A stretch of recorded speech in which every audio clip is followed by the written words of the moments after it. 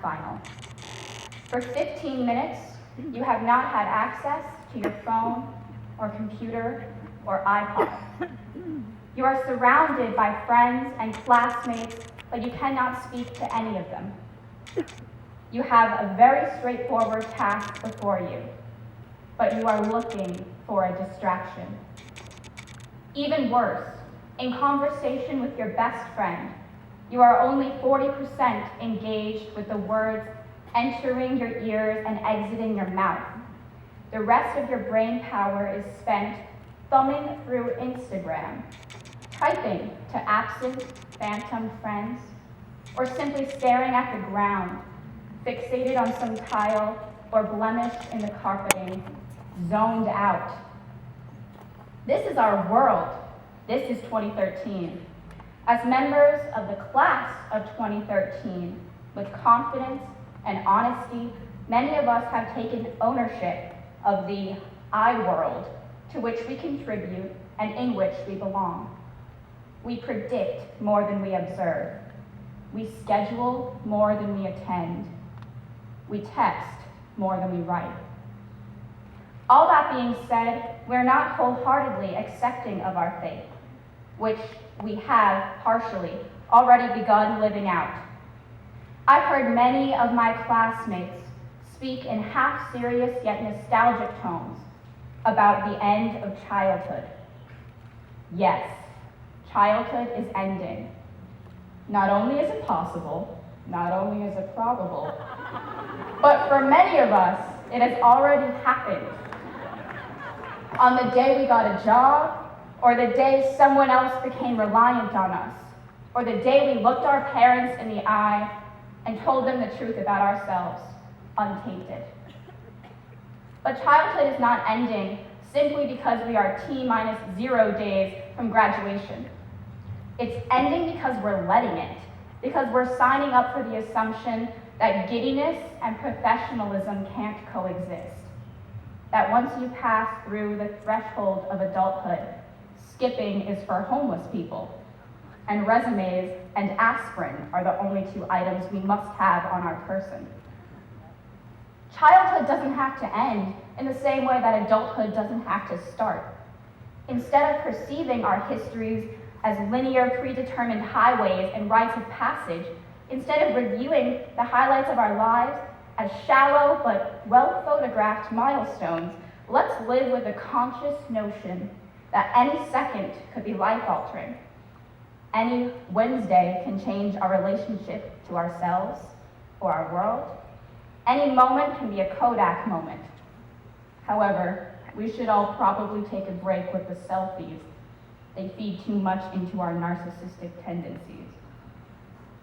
To elaborate on this we to which I am referring, I'm going to cite an article from Time magazine by Joel Stein. In his article entitled Generation Me, he discusses the plight caused and faced by millennials, or people currently in their teens or early 20s. He writes, "They want constant approval. They post photos from the dressing room as they try on clothes. They have a massive fear of missing out and have an acronym for everything, including FOMO, fear of missing out.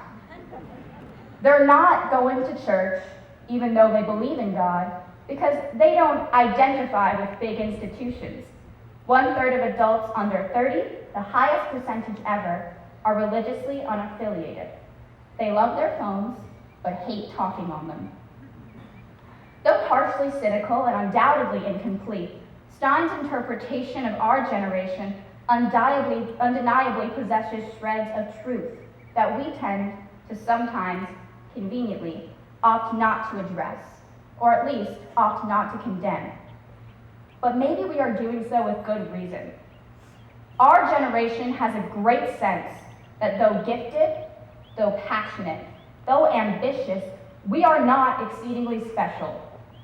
We know that goodness came before us and greatness will come after us, and that our contributions to societal betterment will undoubtedly exist, but may not be on the same level as Einstein's. We are envious of our ancestors. We have conversations about which decade we'd prefer to grow up in. We are slipping into our own individual conceptions of nostalgia and sadness and celebration, but we are also aware of the fact that these 110 seniors are not the only teenagers graduating this month, this week, or even today. And instead of being intimidated by this fact, we relish our collective cohesion and embrace our normalcy, while always keeping the rebellion card in our back pocket, ready to be played at any moment. Relative to those before us, our generation is less ADD and more medicated, to the point that we don't know which came first, the disorder or the treatment. We are career conscious from the age of 12, but we resort to excuseless and hopeless procrastination simply because it's so easy for us to do so. All that being said, perhaps our greatest flaw is that we are human and we crave connection, and that we, unlike our predecessors, have endless media by which to express this desire for togetherness. And sometimes the details of hashtagging and uploading and screen staring mask the underlying childhood, the sweetness, the sentimentality of our actions. But that does not mean those well-intentioned motives aren't present, and that does not mean they aren't worth applauding. We know from the get-go what took Alexander Supertramp, the protagonist of the novel Into the Wild, 2 years of soul-searching to discover. Happiness is only real when shared. And whether we're sharing it with a laugh, or a story, or a photo, or a status, is irrelevant. We're spreading joy and conquering loneliness. And that in itself is an accomplishment noteworthy enough to empower the class of 2013 to keep doing what we're doing, driving within the limits of adult responsibility without speeding past the beauty of youngness, of newness, of adventurousness. Thank you all. Don't forget to smile for the camera.